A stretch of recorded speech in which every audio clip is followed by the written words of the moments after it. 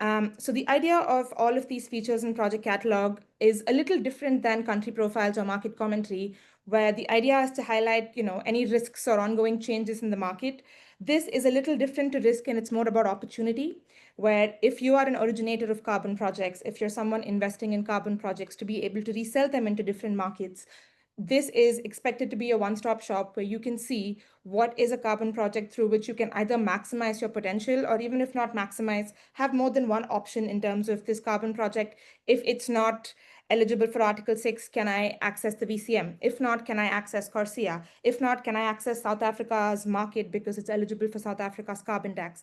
So the idea is to be able to find opportunity within the carbon market, especially as these different markets speak to each other. And there is a possibility that the same carbon project makes sense in multiple different worlds. I must say all of this data is available as part of Silvera's freemium. So freemium is our option where you don't have to be a Silvera client. You don't have to be a paying customer to be able to access this. And I cannot stress the value add of the work that has gone behind just surfacing this data and how easily it could be available to you if you were open to using freemium. So we do encourage you to use it because we see this being a very important part of the evolving conversations around carbon markets internationally, domestically, and in every other way. But just to close off, CORSIA is not the only accreditation we look at. That's just an example that I wanted to start off with because I know its relevance.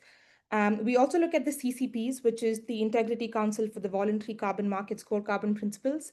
So we have CCP tags surfaced for, as you can see, there are 144 projects that are eligible to supply CCP-approved credits.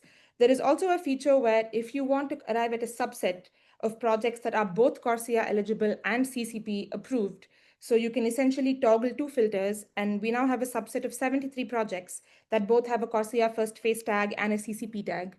And yeah, again, the idea is eventually to show you just one project that can have multiple different eligibility, accreditations, and compliance purposes in all put together in one.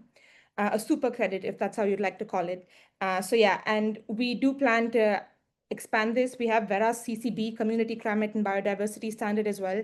So anything that we think as a carbon market participant or a carbon credit buyer is a valuable tag, just calling it a tag for, broadly a CCP tag, a CORSIA tag, a California ETS tag. The idea is to have all of that in one place at the project level.